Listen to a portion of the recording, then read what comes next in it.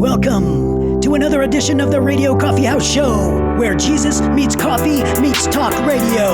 And the next one starts right now. What's up, everybody? Clint Armitage with the Radio Coffee House, doing another road show. This time I'm in Bonsall, California at a certified organic fruit farm. It has been so cool doing all these different road shows where I get to experience God's country and what God has given people and how they're utilizing their resources. And today I'm at an organic fruit farm and they're utilizing their resources incredibly. And I really enjoy doing these road shows, and I hope you do too. All right, so this is a pretty active farm. So there is stuff going on the ground. There's stuff going on in the air. So you may hear some background noises, and that's cool because that means stuff is working over here at this organic fruit farm. Anyways, this show today is called Live, Laugh, Love Forever. And what I mean by that is we've all heard that term, live, laugh, love, but it's in a earthly sense. And it just means to live a life of laughter and love. And that's how, people have taken it. And that's kind of what it is. It's on home decor pieces. It's quoted, infrequently here and there. But we've recognized those terms, right? That term, that statement. But we're going to be talking about live, life, laugh forever. Doing it God's way. Seeing it through the lens of faith. All right, let's do this.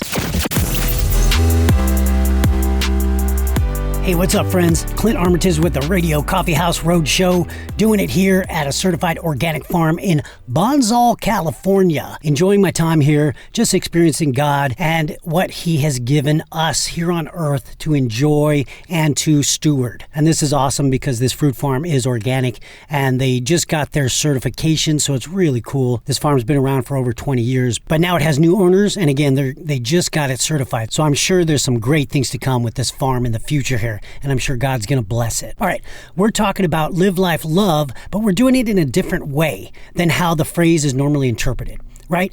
Like I said in the intro, the phrase means to live your life with love and laughter. And that's a good thing. But we're going to be looking at it through a lens of faith and in God and how God is involved in living, laughing, and loving in the forever sense of the words. And we're going to start with forever love. So the Hebrew word tamid gives us some insight into God's forever love. Tamid means continuous, ongoing, perpetual, forever. But it also relates, this is what's cool, it also relates to the sacrifice of the daily burnt offerings in the temple. Exodus 28, verses 38 and 39 says this: "This is what you are to offer on the altar regularly each day, 2 lambs a year old. Offer one in the morning and the other at twilight." Now, these lambs were called the tamid lambs, and that's T-A-M-I-D, tamid. The morning lamb initiated the daily sacrifice that started it off every day, and then the twilight lamb closed out the daily sacrifices, so it finished it for the day. Now, the first lamb was offered at the 3rd hour, which is 9 a.m., and then the second lamb was offered at the 9th hour, which is 3 p.m. But the cool thing is, what we have to understand here is that these times perfectly match up with Jesus. And how does it do that? Well, He was crucified at the 3rd hour at 9 a.m. And this says this in Mark 15, verse 25. And then Jesus died at the 9th hour, Matthew 27, verses 45 through 51, and Luke 23, verses 44 through 47. So Jesus satisfied the law of sacrifice by initiating it, starting it, and then closing it out. This wasn't only for the day. It wasn't just the daily sacrifice. He was the final sacrifice, the final offering that the Lord would ever accept for the sins of the world. Jesus was the forever sacrifice. He was the Alpha and Omega sacrifice, the beginning and the end. That's why His words from the cross are these. He said, "It is finished." That's in John 19, verse 30. So, what does it really mean? What does all that mean? Well, it means that God's love is super overwhelming. It's so complete. It's so perpetual that the power of sin and death was forever destroyed because of what Jesus did. That day was the day in history that love manifested itself to everyone on earth. That's the epitome of forever love. So, the only way sin and death can continue to have power over us and over our lives is for us to allow it. If we don't acknowledge and accept Jesus and His sacrifice and what He did, closing out sin forever, and if we don't believe it or we don't live it out, then we are willingly giving it away. We're giving that power away. So don't give it away. accept his forever love. Grab onto God's love and make a commitment to love him back, because we're doing it from victory. We're doing it from his love. We're not working towards love. We're working from love. All right, let's move on. The next word, live. So forever live. We're looking at it through the lens of God, forever living. Daniel 2, verses 20 through 21. Praise be to the name of God forever and ever. Wisdom and power are his. He changes times and seasons. He deposes kings and raises up others. That's a clear verse. God is in complete control. He's sovereign. He has control over the times and the seasons. He deposes and raises kings, meaning we don't have to fear people in charge. We don't have to fear who's in charge. Now, we can do our part to ensure that people who we believe should be in office or in charge of our cities, our counties, our states, and even our country, we can do our part to make sure those people are put in place, and we have a system to do it. Especially if you feel God is instructing you or moving you to participate and support certain people or causes or whatever. But there comes a point when we have to realize that God is ultimately in control. We can't panic or go haywire if the outcomes aren't what we want, if things don't happen the way we want them to, because that kind of just shows our lack of faith and trust in God and his plan for us. Now, we can fight for what's right, especially if God is moving you to do that. And he works with us individually as well as corporately. So if he called you specifically, but just make sure it's God, then do what you're supposed to do. But don't lose trust and faith if it doesn't go your way, because God is in control. And we need to continue to draw closer to him and abide in whatever he's doing. But that's the problem right there for us. Trusting the Lord in everything is super, super hard, especially when the seasons of life come up. But we have to remember, seasons of life are just as necessary for people as they are for nature. Because without the seasons, things don't really grow, right? They only wither away and die. If you don't have seasons, things don't grow properly. So seasons are necessary, even though they can be filled with moments of struggle, grief, fear, loss, doubt, and even waiting. But from those seasons, God gives us strength, joy, fearlessness, gain, faith, patience, and direction. He is why we can be sure that seasons are only temporary, and good always comes from them, all the time. Whenever we go through a season of life, we can always look back and see that God has blessed us through it, even through the struggle. So, are you in a season of struggle and doubt? Does it seem like God isn't really hearing your prayers? Feels distant? He feels like he's not around? You have to remember, it's only for a time. And God is wanting you to continue to seek him right where you are. This is the reason you are where you are right now. So keep looking and seeking for what God is planning for you. This is the key though. Seek the kingdom of God first. Don't get distracted. Because if you seek him first, then he's going to lead you to the other things that's going to be added to you to help you grow, to help you see his plan, to help you move through and overcome. Paul really said it perfectly when he was speaking to the Greek philosophers in Athens. In Acts 17, he said this, in verse 26, "From one man he made all the nations." He's talking about God here. "That they should inhabit the whole earth. And he marked out their appointed times in history and the boundaries of their lands."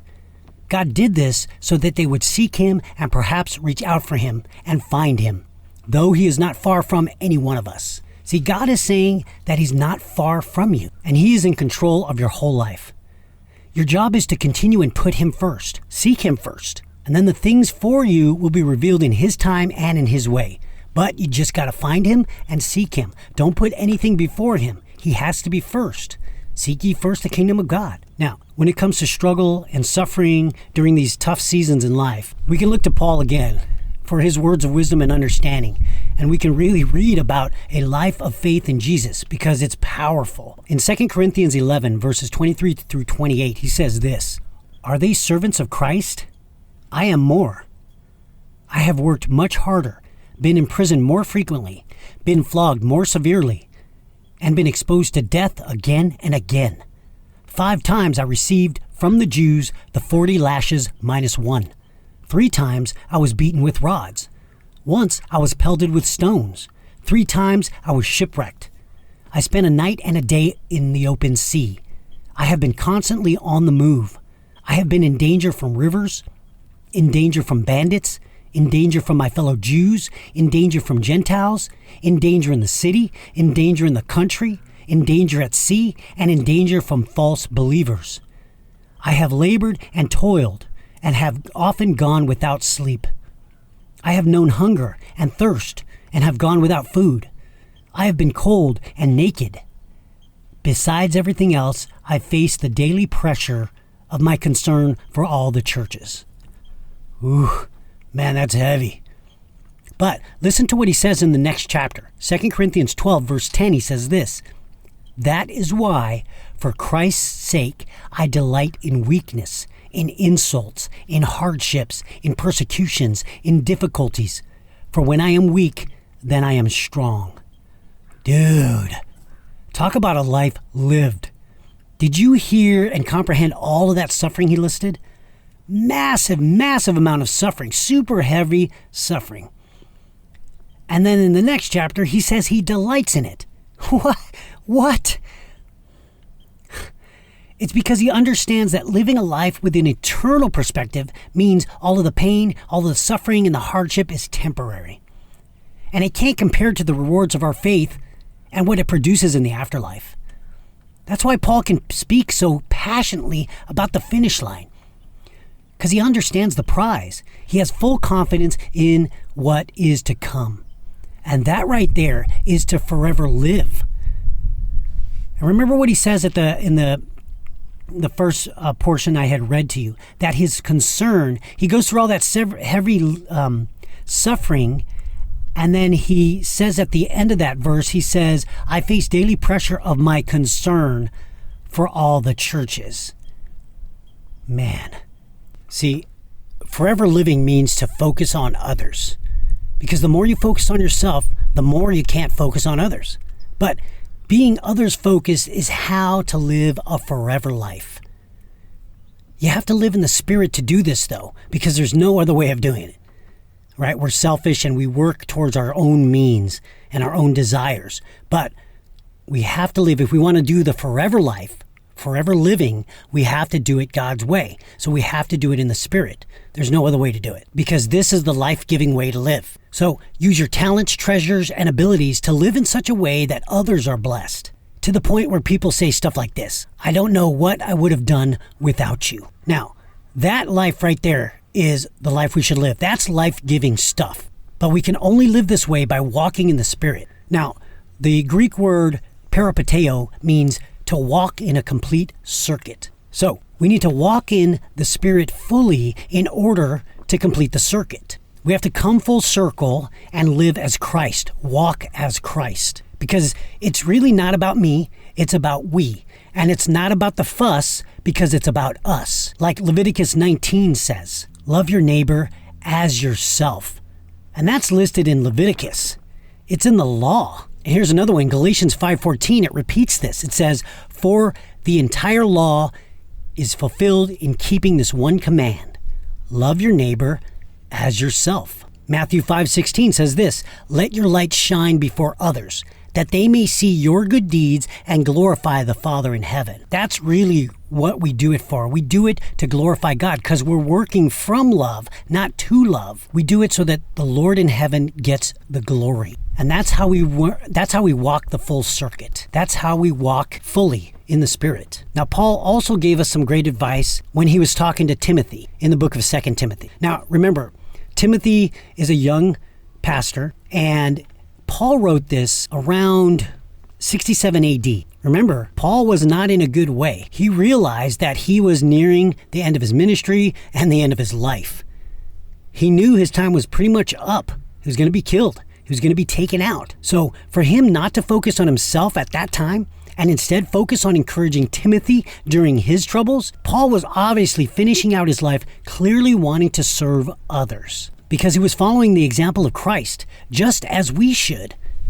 Okay, let me read what he said in 2 Timothy 2, verses 22. Flee the evil desires of youth and pursue righteousness, faith, love, and peace, along with those who call on the Lord out of a pure heart. See, he was giving Timothy directions on how to live a forever life. He said, pursue righteousness, faith, love, and peace. And he said to do this with others who call on the Lord with a pure heart.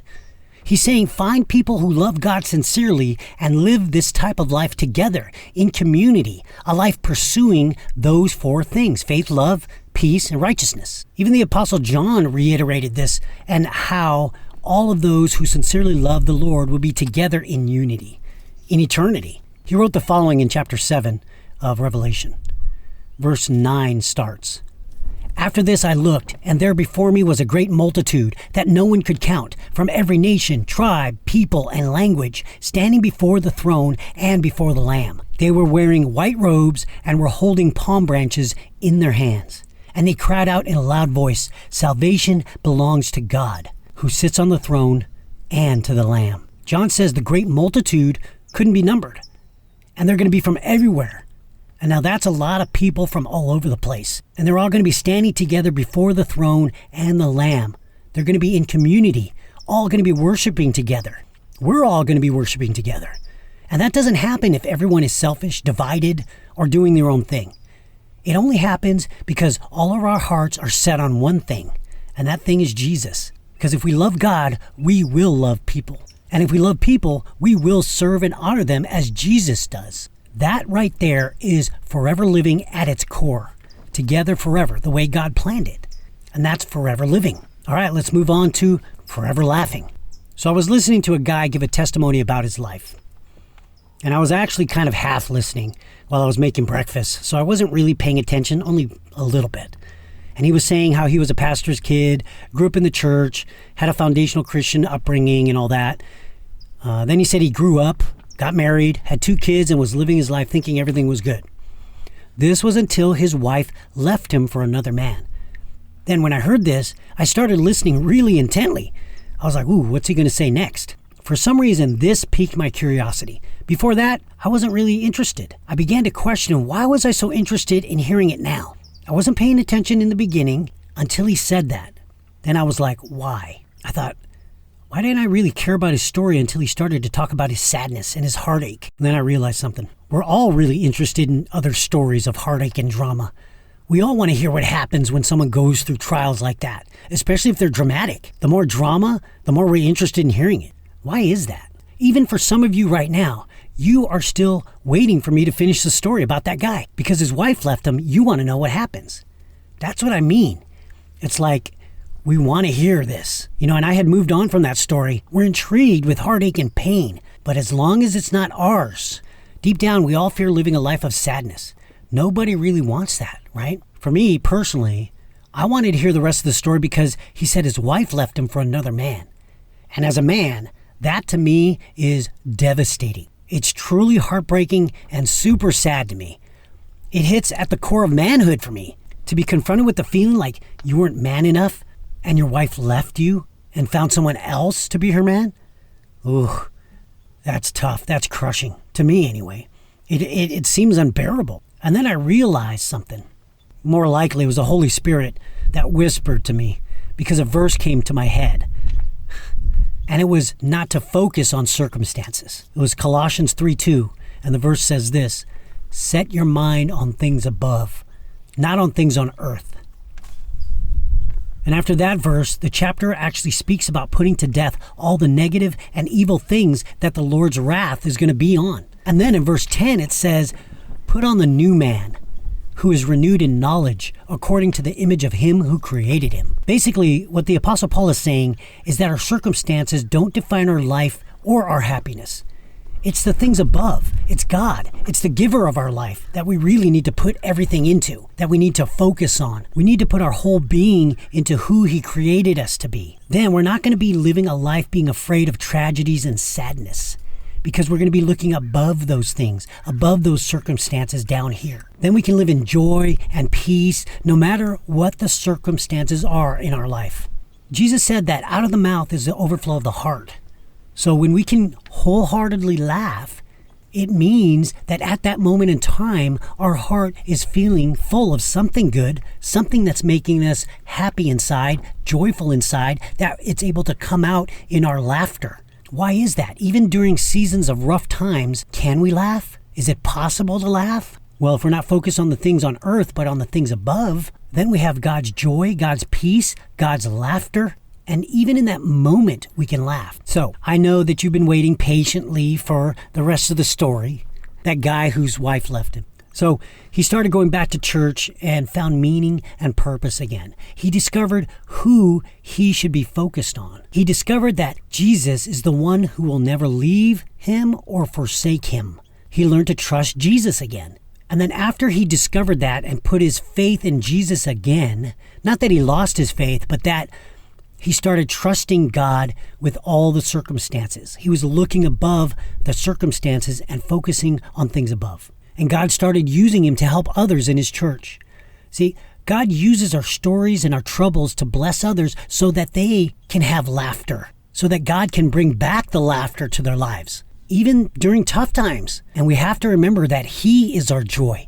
That's how we can laugh during the rough times. So it's said that Helen Keller's credo was derived from this quote: "I cried because I had no shoes until I met a man who had no feet." Now that's a credo and a driving life principle that's coming from someone who is deaf and blind in the late 1800s. Now being deaf also kind of means you're mute if it's from a young age. So deaf, blind, and mute. And this happened because she got sick when she was really young. This is the late 1800s. Now, that truly says something about perspective. Miss Keller went on to achieve super incredible things. Writing, reading, she's doing all these amazing things, and that's because she's avoiding bitterness and not allowing the hardships to stop her from doing all these great things. So it's perspective. And her point is this: it all boils down to your perspective. So what's your perspective? How do you view your life in light of what God has given you? Are you truly grateful? Are you truly thankful?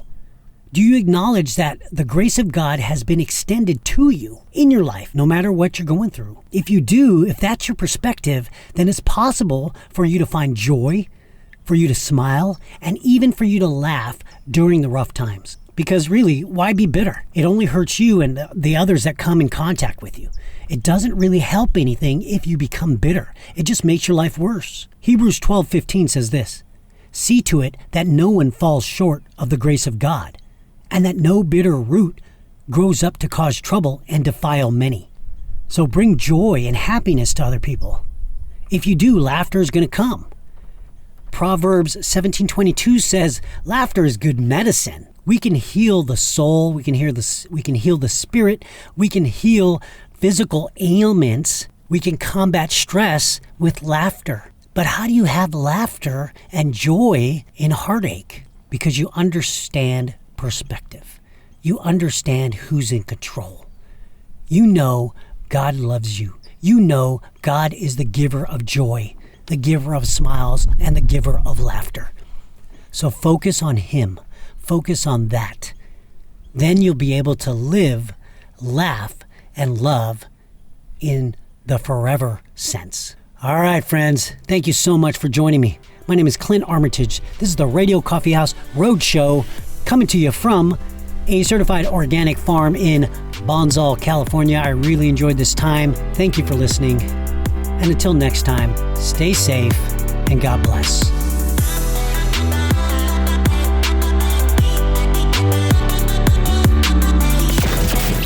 Thanks for joining us for another episode of the Radio Coffee House Show, where we're all about Jesus, coffee, and radio. We'll see you next time.